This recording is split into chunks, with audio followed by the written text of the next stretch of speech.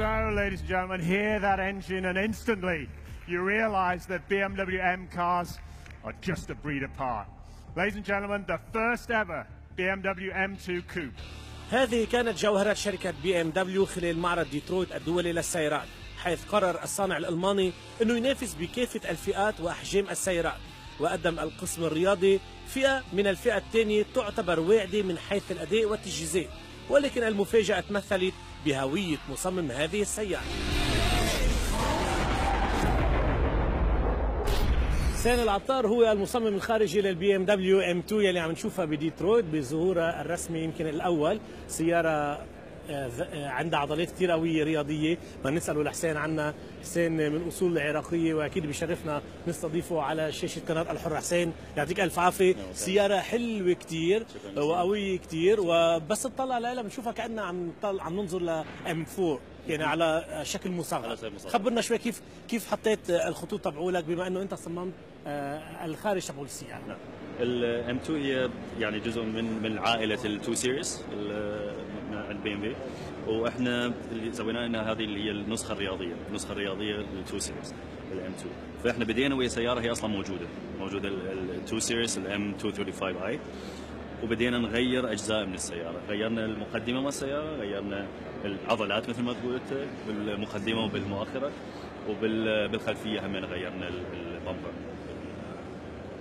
فاحنا بدينا بالبدايه كلها طبعا هي فانكشنال ديزاين، لازم يمشي، لازم كل التكنيكال ريكوايرمنتس تكون موجوده. فاحنا نحتاج طبعا بالبدايه لان المحرك اقوى، محرك رياضي، فيحتاج هواء اكثر. فمع ذلك فلهالسبب الفتحات بالمقدمه تكون اكبر، فالمشان لازم يغير. واكيد حسين بدها تكون السياره بتشبه باقي سيارات عائله بي ام دبليو. بالضبط، لازم نبقي نفس الملامح اللي ملامح لعائله البي ام دبليو، ملامح عائله الام، سيارات الام اللي هي السيارات الرياضيه عند البي ام دبليو.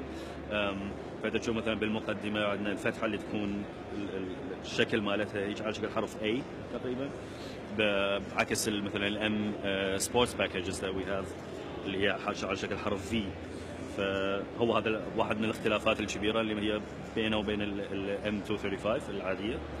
بالضبط. وبعدين عندنا العرض السياره اللي هي طبعا كلش يعني تكون بين يعني لانه الاكسس مال السياره هي طبعا رياضيه وتكون اعرض، حتى السياره تكون لما تمشي بالسيارة. قد تتطلب يعني قد طلبت منك مجهود حتى تطلع بهالخطوط؟ يعني يمكن لو الواحد بيطلع على السياره M2 بحس انه السياره يعني اوكي سياره رياضيه، بس قد بتتطلب من المصمم وقت ومجهود حتى يطلع بهالنتيجه؟ مجهود كبير، واحنا لازم نشتغل دائما مع المهندسين.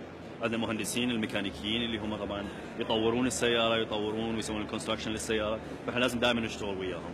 فاحنا نسوي مثلا طبعا هي سهل انه تسوي رسمه، تسوي سكتش وتقول انه هريدها مثل ما هو، بس طبعا يجي المهندس ويقول لا بس الاكسس مثلا لازم تكون اعرض او لازم تكون اقل.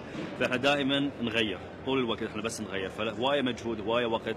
حتى بالنهايه مو بس الخطوط وانما حتى سطح السيرفيسز مال السياره. يعني السيرفيسز هي كلش مهمه. احنا دائما نتكلم عن الهايلايتس اللي هي شلون الضوء ينزل على سطح السياره وشلون الضوء يمشي على سطح السياره، فهي كلش مهمه. يعني شوف بس اذا الاضويه، اذا شوف الانعكاس مال الاضويه على السياره لازم يمشي بطريقه معينه على الرفراف الخلفي للسياره كمان. بالضبط. حتى هذا شلون يعني دائما هذه كلش مهمه بالنسبه لنا، لانه اذا الاضويه تمشي بشكل معين معناها السطح بيرفكت. حسين هذا اول يمكن ميجر ورك بي ام دبليو لك، يمكن في شيء بروجكت للفيوتشر فيك من هلا تعطينا هند على سياره معقوله تشتغل بالمستقبل؟ طبعا ما اقدر اقول لكم عن المعلومات، اكو مشاريع جايه ان شاء الله، بس ما اقدر ادخل تفاصيل بها. شكرا لك وبالتوفيق. شكرا جزيلا. شكرا.